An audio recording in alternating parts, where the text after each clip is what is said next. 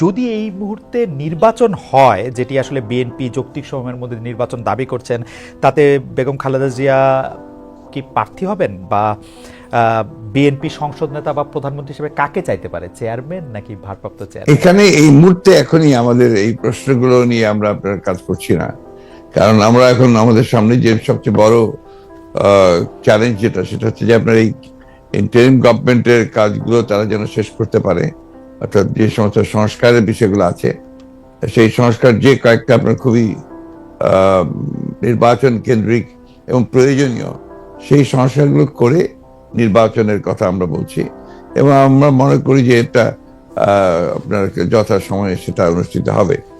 এবং দেশনেত্রী বেগম খালেদা জিয়া তো আমাদের পার্টির চেয়ারপারসন, এবং তিনি যদি নির্বাচন করতে সক্ষম হন শারীরিকভাবে, তাহলে অবশ্যই তিনি নির্বাচন করবেন। অন্যদিকে যেমন তারেক রহমান সাহেব আমাদের দলের ভারপ্রাপ্ত চেয়ারম্যান এখন আছেন, এবং তিনিও নির্বাচন করতে চাইলে তিনিও নির্বাচন করতে চান, সেটা উনি করতে পারবেন যে কটা সিটি তিনি করতে চান। তো এই নিয়ে কোনো সমস্যা নেই। সুতরাং খালেদা জিয়া নির্বাচন করলেন, প্রধানমন্ত্রী হলেন, বা তারেক রহমান সাহেব নির্বাচন করে প্রধানমন্ত্রী, এটা নিয়ে কোনো সমস্যা নেই। এই ব্যাপারে পার্টিতে আমাদের কোনো সমস্যা আছে বলে আমি মনে করি না। আলোচনা আছে কিনা, মানে কে হবে না না, এই ধরনের আলোচনার এখন প্রয়োজন নেই। খালেদা জিয়া বেগম খালেদা জিয়া এখনো বেশ অসুস্থ।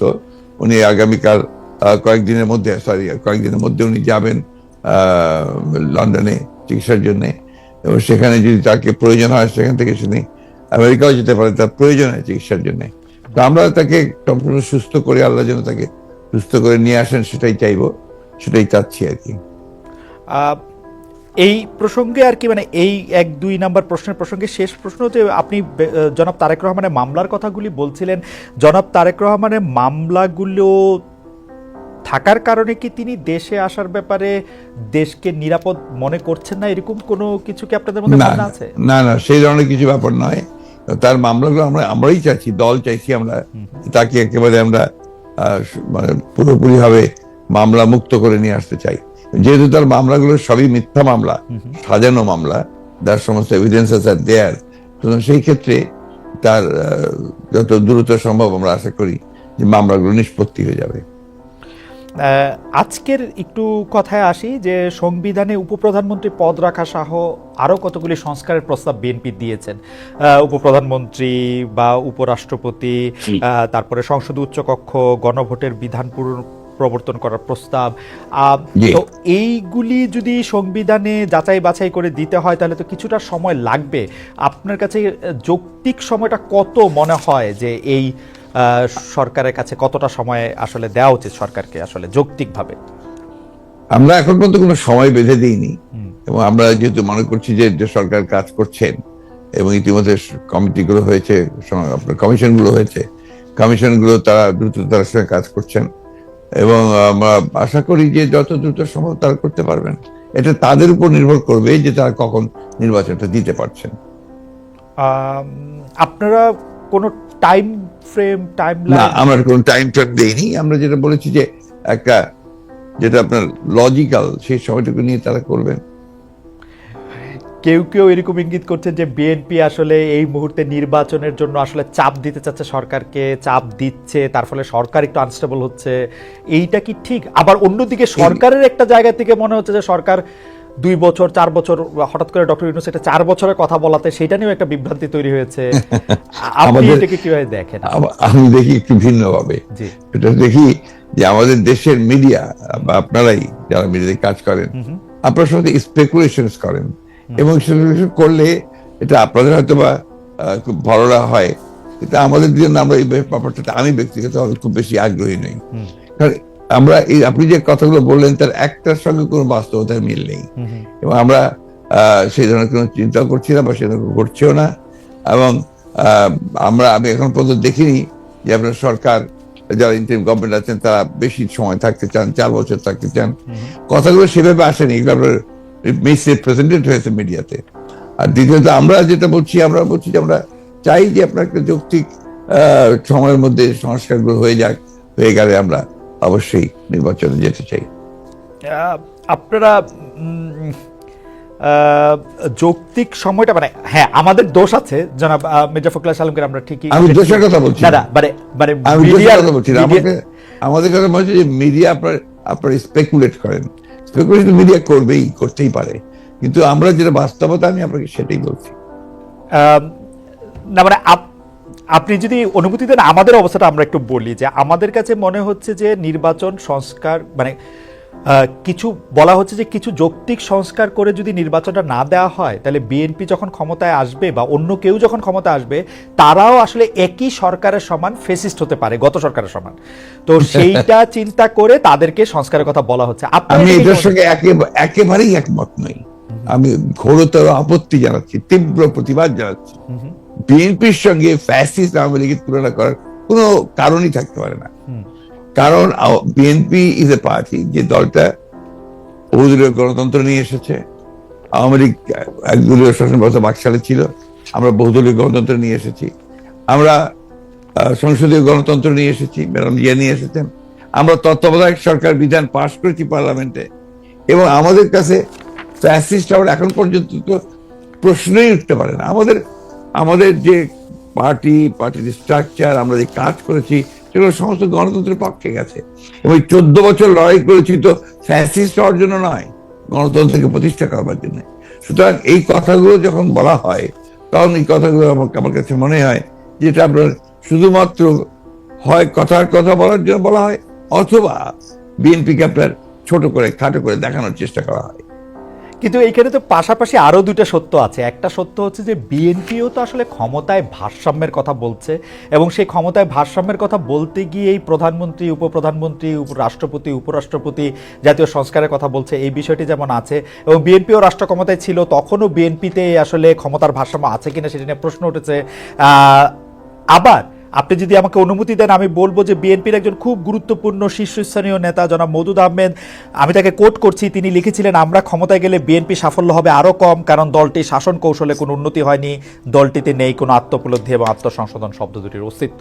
অর্থাৎ এরকম কথা কিন্তু আছে। মওদুদ আহমেদের কথাই যে আপনার চূড়ান্ত কথা তা তো নয়। জি, মওদুদ আহমেদ তার দৃষ্টিকোণ থেকে তিনি ওই কথাগুলো বলেছেন।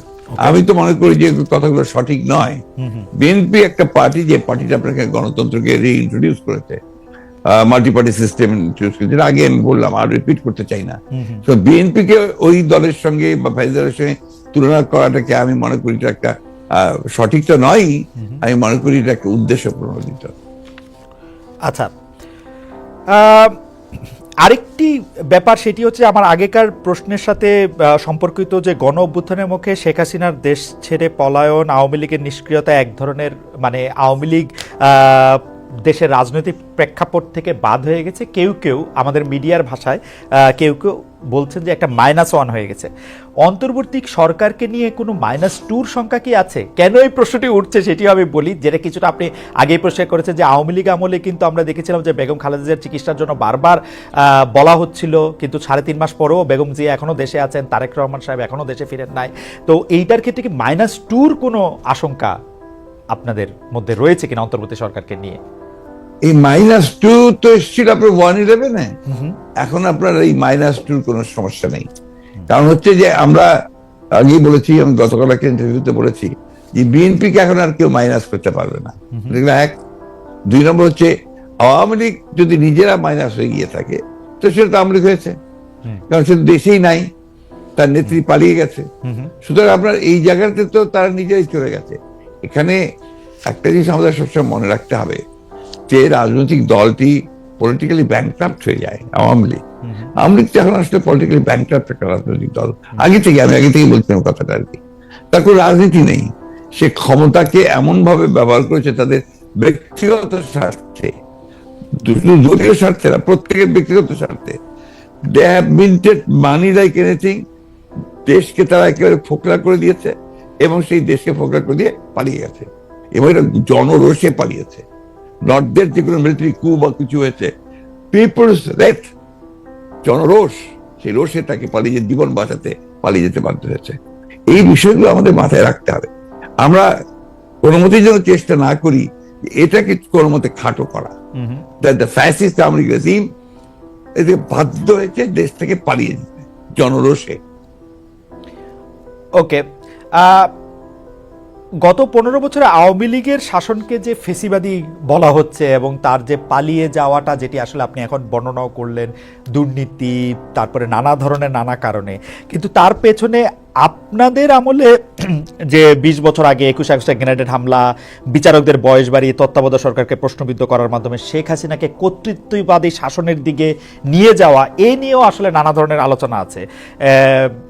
এই দুটি ঘটনা যদি হাইন্ডসাইট আপনি একটু দেখেন, যে মানে যেগুলি হচ্ছে ক্রাইমের ঘটনা, অর্থাৎ হচ্ছে 21 আগস্টের গ্রেনেড হামলা, 10 ট্রাক অস্ত্র, আবার অন্যদিকে তত্ত্বাবধায়ক সরকার ব্যবস্থাটাকে একটা এরকম জায়গায় নিয়ে যাওয়া, এই দুটিকে আপনি আপনার মূল্যায়ন আমরা একটু শুনতে চাই যে দুটি। আপনার 21 আগস্টের যে ঘটনা, এই ঘটনার সঙ্গে বিএনপিকে জড়িত করা এবং বিশেষ করে তারেক রহমান সাহেবকে জড়িত করা, এটা পুরোপুরি ভাবেই রাজনৈতিক উদ্দেশ্য প্রণোদিত। এটা কোনো মতেই বিএনপি এর সঙ্গে জড়িত তো নয়ই, বরঞ্চ আমি মনে করি যারা বিএনপিকে শত্রু হিসেবে চেনে তারা জড়িত, এবং এখানে বেনিফিশিয়ারি কারা হয়েছে সেই বিষয়টা আমাদেরকে অবশ্যই লক্ষ্য রাখতে হবে। 21 আগস্টের একটা মামলায় who was the beneficiary? Beneficiary was Awami League. কারণ বিএনপি ক্ষমতায় থেকে সে এমন কোনো ঘটনা ঘটাবে কেন যে ঘটনাটা তার বিপক্ষে যাবে? এটা গেল 1 নম্বর। আর আপনি যে প্রসিডিংস গুলো দেখেন সমস্ত, আপনি তো একসময় বিচার বিভাগের মানুষ ছিলেন, দেখবেন যে তারেক সাহেবকে এখানে জড়িত করা হয়েছে 4টা আপনার আইও চেঞ্জ করার পরে। সর্বশেষ যে আইও নিয়ে আসা হয়েছে সে হচ্ছে আওয়ামী লীগ দলীয় বক্ত কাহার এখন যে আপনার নিজে থেকেই তাদের মানে নির্দেশে সে এই চার্জশিটটা করেছে, যেটা কোনো সম্পর্ক নেই। অন্যদিকে যে আপনার মূল আসামি ছিল, ভদ্রলোকের নাম আমি বলে যাচ্ছি, মৌলানা মুফতি মোহাম্মদ, তিনি তাকে দিয়ে 164 দিন তাকে টর্চার করে তাকে দিয়ে একটা আপনার স্টেটমেন্ট করিয়ে নিয়েছিল। পরে দেখা গেছে যে উনি নিজেই সেটাকে আবার ভোগ করেছেন, বলেছেন যে এটা আমাকে টর্চার করে নেওয়া হয়েছে। এবং দেখেন কিভাবে কি মারাত্মক ঘটনা, কোথায় চলে গিয়েছিল সবকিছু। এবং he was hang before the trial was complete. তো যে প্রধান আসামি তাকে আপনি আগেই অন্য একটা মামলাতে জুড়িয়ে দিলেন যাতে আসল সত্যটা বেরিয়ে নিয়ে আসে। তো এই কথাগুলো কিন্তু কেউ আপনার ইনভেস্টিগেটিভ জার্নালিজম করে না, যার ফলে এই বিষয়গুলো আসে। আপনারা পলিটিক্যালি জিনিসটাকে নিয়ে চেষ্টা করেন, ওটা দিলে why did you try to go deep into it? আমি বলি, শেষ করি প্লিজ। জি জি জি প্লিজ। ইনভেস্টিগেটিভ জার্নালিজমটা সিরিয়াসলি করেন এবং এটাকে ফাইন্ড আউট করেন যেটা আসলে ব্যাপারটা কি ছিল। সেটা করছেন না, করছেন যে বিএনপি কিন্তু সলভ করার জন্য করছেন। এটাকে আমি মনে করি এটা এক ধরনের রাজনৈতিক উদ্দেশ্য প্রণোদিত। ওকে।